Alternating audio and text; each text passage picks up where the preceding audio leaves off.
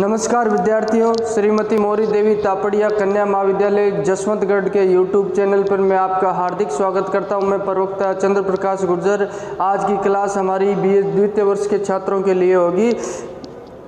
भारत में तुर्कों की सफलता के कारण, किस तरह भारत में तुर्क साम्राज्य की स्थापना होती है, किस तरह तुर्की शासकों द्वारा भारत में साम्राज्य विस्तार किया जाता है और अपनी सत्ता की स्थापना की जाती है, कौन सी परिस्थितियां अनुकूल रही जिन्हें सफलता हासिल होती है और यहाँ के हिंदू शासकों की कौन सी कमजोरियाँ रही जिस कारण इन्हें भारत में अपनी सत्ता स्थापित करने के लिए जो परिस्थितियाँ अनुकूल उपलब्ध होती है। तो इसके बारे में हम अध्ययन करेंगे। पहले हमने गुलाम वंश के शासकों का अध्ययन कर लिया था और जो दिल्ली सल्तनत की स्थापना और सुदृढ़ीकरण के तहत ये उसका अंतिम टॉपिक होगा, भारत में तुर्कों को सफलता के कारण। तो इनकी सफलता के कारण के बारे में चर्चा करते हम, किस तरह यहाँ के शासकों में आपसी फूट थी और किस तरह धार्मिक कुरीतियाँ और अंधविश्वास थे और सभी कारण जो सामूहिक रूप से उत्तरदायी होते हैं वो मुख्यतः कौन कौन से कारण थे, इसके बारे में हम चर्चा करें। तो भारत में तुर्क आक्रमणों की बात करें तो मैंने कल बताया था आपको, जो पश्चिमोत्तर सीमा है अपने भारत की, जो पहाड़ी दर्रों के माध्यम से उसी क्षेत्रों से विदेशी आक्रांता हर बार भारत में आए। शक, हूण, यूनानी, यूची, अरब, तुर्क, इन विदेशी जातियों ने इन्हीं दर्रों के माध्यम से भारत पर आक्रमण किया। अब इनको सफलता मिलने में कौन कौन सी परिस्थितियों का योगदान रहा और भारतीय शासकों की क्या कमजोरियां रही जिस कारण इन्होंने यहाँ पे अपनी सत्ता स्थापित की, दिल्ली सल्तनत। और बात करते हैं भारत में तुर्कों की सफलता के बारे में, तो सबसे पहले अगर देखा जाए तो 712 ईस्वी में अरब आक्रमणकारियों में इस्लाम धर्म से प्रेरित जो अरब आक्रमणकारी थे उन्होंने आक्रमण किया। 712-13 ईस्वी के दौरान मोहम्मद बिन कासिम के द्वारा पहला आक्रमण किया गया था भारत पर। ये पश्चिमोत्तर सीमा में किया गया था। जो भारत की पश्चिमोत्तर सीमा है ये मैंने आपको कल बताया, आपकी जो उत्तर पश्चिमी सीमा है उस पर आक्रमण किया गया और सिंध पर अधिकार कर लिया गया अरब शासकों के द्वारा। और कहते हैं अरब शासकों को सिंध से भारत दिल्ली तक बढ़ने में कम से कम 500 साल तक रुकना पड़ा और इस अवरोध का कार्य किया हिंदू शासकों ने और 500 साल इन्हें सिंध से आगे बढ़ने में लग गए थे। कहते गुजर प्रतिहार शासकों ने एक दीवार का कार्य किया था। 500 वर्ष तक अरब आक्रमण के तुर्कों को उत्तर पश्चिमी सीमांत पर रोके रखा था। और अब तुर्कों की आक्रमण करें तो तुर्कों का पहला शासक कौन था जिसने भारत पर आक्रमण किया था? इस्लाम धर्म का जो उदय होता है 7वीं शताब्दी के दौरान और दुनिया में सबसे तेज गति से फैलने वाला ये धर्म इस्लाम धर्म होता है और इस्लाम के अनुयायियों द्वारा दुनिया के हर कोने में अपना साम्राज्य विस्तार करने का प्रयास किया जाता है। उसी के दौरान बात करते हैं सुबुक्तगीन जो गजनी का शासक था, गजनी पर इसका अधिकार क्षेत्र था। अधिकार क्षेत्र इसका कहाँ पे था? गजनी इसका अधिकार क्षेत्र था और यहाँ से चलकर ये आक्रमण करता है। भारत में मुल्तान क्षेत्र पर इसके द्वारा आक्रमण किया जाता है और वहाँ हिंदू शासक जयपाल द्वारा इसका प्रतिरोध किया जाता है। उसी दौरान ये सबसे पहला भारत पर प्रथम तुर्क आक्रमण 786 से 87 ईस्वी में सुबुक्तगीन द्वारा किया गया। अगर आपसे पूछा जाए कि प्रथम तुर्क आक्रमण कब किया गया था तो 786 से 87 ईस्वी में प्रथम तुर्क आक्रमण सुबुक्तगीन द्वारा किया गया था। और हिंदू शासक कौन था? जयपाल पश्चिमोत्तर क्षेत्र में मुल्तान में हिंदू शासक था, उसके द्वारा इस संघर्ष का प्रतिरोध किया गया। अब बात करते हैं तो मोहम्मद गजनवी के बारे में आपने अच्छी तरह से सुना होगा। मोहम्मद गजनवी द्वारा जो आक्रमण किया जाता है भारत पर, मुख्यतः जो इनका पहले उद्देश्य था भारत से धन की लूटपाट करने का और ये धीरे धीरे क्या होता है, इन्होंने जो यहाँ स्थायी रूप से रहने का मन बना लिया और भारत में अपने साम्राज्य विस्तार किया और अपने तुर्क साम्राज्य की नींव डाल दी। मोहम्मद गजनवी द्वारा कई बार आक्रमण किया और 1025 ईस्वी का भी आक्रमण आपको पता होगा। 1025 ईस्वी मोहम्मद गजनवी के द्वारा जो गुजरात आक्रमण किया था, सोमनाथ के मंदिर पर जो बहुत ही प्रचर्चित आक्रमण रहा है, सोमनाथ मंदिर पर आक्रमण किया गया था मोहम्मद गजनवी द्वारा और यहाँ से विशाल धन संपदा लूटी गई थी। सोने चांदी के आभूषण, जेवरात और छत्र यहाँ से लूटे गए थे और मंदिर को क्षति पहुँचाई गई थी, जिसे सरदार वल्लभ भाई पटेल द्वारा आधुनिक समय में उसका जीर्णोद्धार भी करवाया गया। अब मुख्यतः अपन चर्चा करेंगे भारत में तुर्कों की सफलता के जो कारण है, जो अपना टॉपिक है उसके बारे में, और उसमें सबसे पहला राजनीतिक कारण के बारे में हम चर्चा करेंगे। सबसे पहला कारण है राजनीतिक कारण। राजनीतिक कारण की बात करते हैं तो आपको पता हो कि भारत में केंद्रीय सत्ता का अभाव था, केंद्रीय सत्ता का अभाव था और अलग अलग शासक अपने अपने क्षेत्रों में अधिकार और अपना राज्य करते थे, और इन जो अलग अलग क्षेत्रों के शासकों में आपसी संघर्ष रहता था और इनमें आपस में फूट थी, आपस में ईर्ष्या और द्वेष की भावनाएं रहती थी, ये आपस में ही लड़ते रहते। जब कभी विदेशी आक्रमणकारियों का आक्रमण होता था सभी एकजुट होकर उससे मुकाबला नहीं कर पाते थे, और कई शासक ये देखते थे कि अगर किसी शासक पे आक्रमण किया तो उसको रोकने की जिम्मेदारी उसी शासक की है, न कि मेरी। तो ये आपसी फूट इनको मारती है यहाँ पे, और ये सबसे बड़ा कारण रहता है केंद्रीय सत्ता का अभाव। केंद्रीय शक्ति जो मेन सेंटर पावर होती है, केंद्रीय शक्ति का यहाँ अभाव देखने को मिलता है, केंद्रीय शक्ति का अभाव देखने को मिलता है। तो जिस कारण से ये राजनीति जो तुर्कों को यहाँ की परिस्थितियाँ अनुकूल मिली और तुर्कों को अपनी सफलता में उत्तरदायी रही। अब बात करते हैं सामाजिक दोष की। सामाजिक तो यहाँ की सामाजिक व्यवस्था और जो डरा था उसके कारण से तुर्कों को भारत में सफलता हासिल करने में अनुकूल परिस्थितियां मिली। सफलता का मुख्य कारण रही सामाजिक दोष और परिचय। भारतीय समाज के अंदर आपको पता होगा आज भी देखने को मिलेगा ऊंच नीच, भेदभाव, जाति प्रथा और छुआछूत व्यवस्थाएं पाई जाती है। भारतीय सामाजिक दोष में बात करें तो प्राचीन जो ऋग्वैदिक धर्मों के अनुसार देखा जाए तो जो 4 वर्णों में विभाजित भारतीय समाज को किया गया था। 4 वर्णों में ब्राह्मण, क्षत्रिय,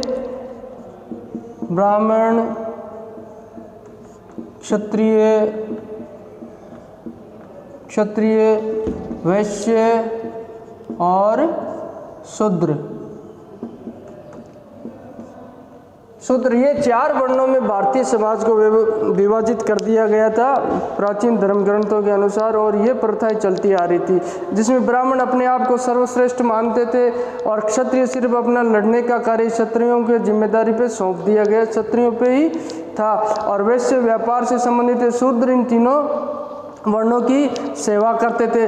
तब ये सामाजिक असमानता हुई तो इस कारण से जब विदेशी आक्रमणकारियों का आक्रमण हुआ तो बाकी जो वर्ग के लोग हैं बाकी वर्ग के लोगों ने इनका सहयोग नहीं किया, जिस कारण से उनको तुर्कों को सफलता हासिल करने में बहुत ही आसानी हुई और तुर्क साम्राज्य की स्थापना हुई।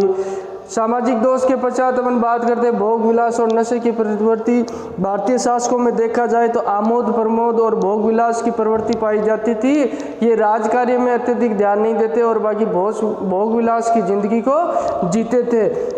और नशे की प्रवृत्तियाँ शराब और अम्ल का नशा भी देखने को मिलता है। अफीम का नशा किया जाता था इनके द्वारा। शराब और अफीम के नशे की प्रवृत्ति इनमें रहती है, अफीम का नशा ये करते हैं और इस नशे की प्रवृत्ति के कारण ये कि जो अपनी सैन्य शक्ति को मजबूत नहीं बना पाते हैं और तुर्कों को इससे भारत पे विजय हासिल करने में सफलता मिलती है। अब बात करते हैं भोग विलास नशे की प्रवृत्ति में धार्मिक दोष। जो धार्मिक दोषों की बात करते हैं तो भारतीय धर्म के अंदर जो कई प्रकार की कुरीतियाँ और आडंबर आ गए थे और तंत्र मंत्र इनमें ज़्यादा विश्वास किया जाने लग गया था और धार्मिक रूप से एकता का अभाव देखने को मिलता है। धार्मिक एकता का अभाव देखने को मिलता है, धार्मिक एकता इसका अभाव देखने को मिलता है। और उधर जो तुर्क शासक थे उनमें धार्मिक एकता पाई जाती है और इन्होंने जो इस युद्ध को धार्मिक युद्ध, धर्म युद्ध की जो संज्ञा दी और धार्मिक ओजस्व के साथ लड़ा गया और यहाँ धार्मिक एकता का अभाव पाया जाता है। सभी धर्मों में ऊंच नीच और भेदभाव पाया जाता है। सभी धर्मों में आपस में संघर्ष की स्थिति देखने को मिलती है, जो भी एक तुर्कों की सफलता का मुख्य कारण रहा है। इसमें क्या होता था, भाग्यवाद पर आधारित ज़्यादा धार्मिक जो भारतीय धर्म के अनुसार लोग भाग्यवाद पे ज़्यादा भरोसा करते थे। और जब तुर्क विदेशियों का जो आक्रमण हुआ तो तुर्कों के आक्रमण के दौरान इन्होंने कहा कि ये ईश्वर विधि का विधान है, ईश्वर की इच्छा है, ऐसा मानकर इन्होंने स्वीकार कर लिया। धार्मिक अंधभक्ति भी थी। धार्मिक अंधभक्ति देखने को मिलती है जब कोई विदेशी तुर्कों का आक्रमण हुआ तो इन्होंने सोचा ये ईश्वर की हमारी रक्षा तो ईश्वर स्वयं आकर करेंगे, और इन्होंने संघर्ष नहीं किया, जिस कारण से तुर्कों की सफलता भारत में सुनिश्चित हुई। अब बात करते हैं अहिंसा की सिद्धांत की। तो उसी समय जैन और बौद्ध धर्म का प्रसार भारत में तेज गति से हुआ था 6वीं शताब्दी में। तो उस शताब्दी के दौरान जैन धर्म में जो महावीर, अगर हम गौतम बुद्ध की बात करें, महावीर स्वामी जैन की बात करें जैन धर्म के अंदर, तो इन जो धर्माचार्यों के द्वारा जनता को अहिंसा की शिक्षा दी गई और शासकों के अस्त्र शस्त्र इन्होंने रखवा दे और धर्म विजय का मंत्र दिया, जिस कारण से जो लड़ने की प्रवृत्ति थी शासकों की वो कमज़ोर होती है, और ये भी उनकी असफलता का एक मुख्य कारण रहता है और तुर्कों की सफलता में इसका योगदान रहता है। अब बात करते हैं विदेशियों से संबंध विच्छेद। भारतीय सभ्यता के अंदर ये पहले से ही प्रथा मानी जाती है कि अगर कोई व्यक्ति विदेश यात्रा करता है तो वह अछूत हो जाता है। तो भारतीय समाज में विदेश यात्राओं को वर्जित है। विदेश यात्राएं वर्जित होने से आसपास के जो पड़ोसी हमारे थे और जो विदेशी थे उनकी प्रगति का हमें सही ज्ञान नहीं हो पाया और उनकी बढ़ती हुई शक्ति का सही ढंग से आकलन नहीं कर पाए, जिस वजह से तुर्कों को भारत में विजय हासिल करने में सफलता प्राप्त हुई। अब बात करते हैं, अगला पॉइंट है नैतिकता का पतन। इस समय के दौरान जब भारत में तुर्कों का आक्रमण होता है तो नैतिकता का पतन भी देखने को मिलता है। कला, साहित्य और संस्कृति की प्रगति अवरुद्ध हो जाती है। और तात्कालीन मंदिरों में देखा जाए तो आप देखोगे खजुराहो का मंदिर, चित्तौड़ का मंदिर, इसमें क्या होता है, जो मूर्तियां होती है उनमें अश्लीलताएं देखने को मिलती है। तो ये तात्कालीन नैतिकता के पतन का उदाहरण देखने को मिलता है। ये नैतिक पतनता के कारण ही तुर्कों को भारत पर जो विजय हासिल करने में सफलता प्राप्त हुई। अब करते सैनिक दुर्बलता की। सैन्य शक्ति की बात करते हैं तो अगर किसी भी शासक के पास सैन्य शक्ति मजबूत होगी तो उसकी जीत सुनिश्चित होगी। सैन्य शक्ति में बात करते हैं, भारतीय शासकों के पास पैदल सैनिक थे। पैदल सैनिकों के बल पे ही भारतीय शासकों द्वारा युद्ध लड़ा जाता था। पैदल सैनिक इनके पास रहते थे और प्लस ये हाथियों का प्रयोग करते थे। अब बात करते पैदल सैनिक। और उधर दूसरी तरफ जब तुर्क आक्रमणकारियों ने आक्रमण किया तो इन्होंने क्या किया, अत्यधिक जो अच्छी नस्ल वाले घोड़ों का प्रयोग किया और वो घोड़ों द्वारा तेज गति द्वारा आक्रमण किया जाता था, और जिस वजह से इनकी पैदल सैनिक और ये हाथियों की टुकड़ी है इनके सामने कमज़ोर साबित होती है। अब सेना में क्या व्यवस्था थी, इनमें सेना में शासक अपनी जो स्थायी सेना नहीं रखता था और वो भी सामंतों पे निर्भर होता है, और सामंत राजा को जब युद्धकालीन परिस्थितियां होती थी तो कुमुक पहुंचाते थे। कुमुक यानी सहायता होता है। कुमुक ये एक सैन्य सहायता को कहा जाता है। सैन्य सहायता ये किसी शासक को उसके सामंतों द्वारा पहुंचाई दी थी। ये समय पर कभी कभार पहुंचते भी नहीं थे, तो और युद्ध क्षेत्र में इसका प्रभाव देखने को मिलता है, रण क्षेत्र में। अब नेतृत्व की क्षमता देखें तो सामंत, जब जो सैनिक सामंतों की तरफ से आते थे उनका नेतृत्व सामंत ही करते थे और वे अपने सामंत की बात को ही मानते। तो अगर उसी समय दौरान सामंत की मृत्यु हो जाती तो सैनिक युद्ध क्षेत्र को छोड़कर भाग जाते हैं। और सामंतों द्वारा जो सैनिक लाए जाते थे वो भी अयोग्य सैनिक लाए जाते थे और जिनका रण क्षेत्र में किसी तरह का योगदान नहीं रहता है।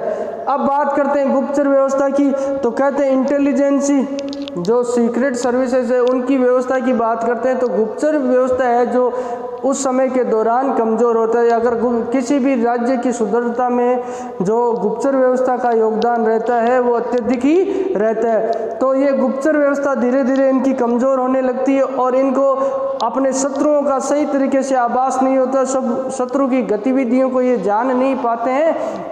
और बात करते हैं तुर्कों की, तो इनकी गुप्तचर व्यवस्था बहुत ही अधिक मजबूत थी और तुर्कों के द्वारा अपने जो शासक थे, हिंदू शासक थे, उनकी कमजोरियों के बारे में इन्होंने पहले से पता लगा लिया और उसके अनुसार इन्होंने रणनीति बनाई ताकि भारत के शासकों पे जीत हासिल कर सके। और कई भ्रष्टाचारियों द्वारा भी इन्हें गुप्त सूचनाएं दे दी गई तुर्कों को, और तुर्कों ने इसके माध्यम से भारत पर जीत अपनी सफलता हासिल की। आकस्मिक कारणों की बात करें तो कुछ कारण ऐसे रहे जो युद्ध के दौरान युद्ध का पूरा नज़रिया ही उनके द्वारा बदल गया। आकस्मिक कारणों की कुछ घटनाएं ऐसी घटित हुई जो तुर्कों की सब असफलता को उन्होंने सफलता में परिणित कर दिया। तो ऐसी बात करते हैं तो हम चंदावर के युद्ध की बात करते हैं। जब मोहम्मद गौरी और जयचंद के बीच ये युद्ध होता है, मोहम्मद गौरी और जयचंद के मध्य जो चंदावर का युद्ध होता है, उसके दौरान अचानक से जयचंद की आंख में जो तीर लग जाता है और जयचंद को रण क्षेत्र छोड़कर निकलना पड़ता है। और जयचंद के निकलने के बाद उसके नेतृत्व का अभाव हो जाता है और तुर्कों की असफलता सफलता में बदल जाती है और मोहम्मद गौरी की उसमें जीत हो जाती है। इसी तरह बात करते हैं आनंदपाल और महमूद गजनवी के मध्य युद्ध होता है। तो आनंदपाल और महमूद गजनवी के बीच जब युद्ध होता है तो अचानक युद्ध क्षेत्र में आनंदपाल का हाथी पागल हो जाता है और हाथी पागल होने की बजाय आनंदपाल को वो रण क्षेत्र से बाहर ले जाता है और इस वजह से मोहम्मद गजनवी की जीत हो जाती है। और राणा सांगा और बाबर के बारे में भी हम बात करें तो राणा सांगा द्वारा अत्यधिक जोश के साथ धैर्य खो दिया जाता है रण क्षेत्र में और राणा सांगा हाथी पे सवार होकर खुद रण क्षेत्र में कूद पड़ता है और सुरक्षा की पंक्ति एक अलग से नहीं रख के राणा सांगा जब नेतृत्व घायल हो जाता है तो उसकी सेना नेतृत्वहीन हो जाती है और दिशा निर्देश उसको नहीं मिल पाते हैं। तो इस कारण से जीता हुआ युद्ध राणा सांगा भी हार जाता है। और बात करते हैं अकबर और हेमू के मध्य जो युद्ध हुआ था, पानीपत का प्रथम युद्ध होता है। पानीपत का प्रथम युद्ध, पानीपत का प्रथम युद्ध, पानीपत फर्स्ट युद्ध होता है। तो उस दौरान ही यही होता है, जो हेमू हिंदू शासक होता है उसकी आंखों में तीर लग जाता है और उसकी मृत्यु हो जाती है। अचानक उसे रण क्षेत्र छोड़ना पड़ता है। तो ये कई आकस्मिक कारण भी जिम्मेदार हैं। अगर देखा जाए तो जो भारत में तुर्कों की सफलता के कारणों को देखा जाए तो सभी जो कारण है वो सामूहिक रूप से उत्तरदायी हैं। उसमें आप राजनीतिक ले लीजिए, सामाजिक ले लीजिए, धार्मिक ले लीजिए, आर्थिक ले लीजिए, सभी जो ये विदेशों से संबंध विच्छेद, नैतिक पतन, सैनिक दुर्बलता, ये सभी जो कारण है सामूहिक रूप से उत्तरदायी है। तो आज की क्लास में हमने पढ़ा है कि भारत में तुर्कों की सफलता और विजय के लिए कौन कौन से कारण उत्तरदायी थे और कौन सी परिस्थितियां उत्तरदायी जिन वजह से भारत में तुर्कों को अपना साम्राज्य विस्तार करने का अवसर मिला और भारत पे जीत हासिल करने का अवसर मिला। तो आज हमारा BA द्वितीय वर्ष के छात्रों में दिल्ली सल्तनत के तहत जो दिल्ली सल्तनत का सुदृढ़ीकरण और सशक्तिकरण है वो चैप्टर आज समाप्त होता है। कल हम दूसरा अध्याय शुरू करेंगे। तो ये जितना भी मैंने पढ़ाया है उसको आप निरंतर क्लासेस देख के अध्ययन करते रहिए और इसका रिवीजन कीजिए और कल की क्लास में हम दूसरा चैप्टर शुरू करें। बोलिए यहाँ तक आपको कुछ समझ में नहीं आया, किसी तरह की शंका समस्या हो तो आप निसंकोच पूछ सकते हो। और आज की क्लास में बस इतना ही। बहुत बहुत धन्यवाद।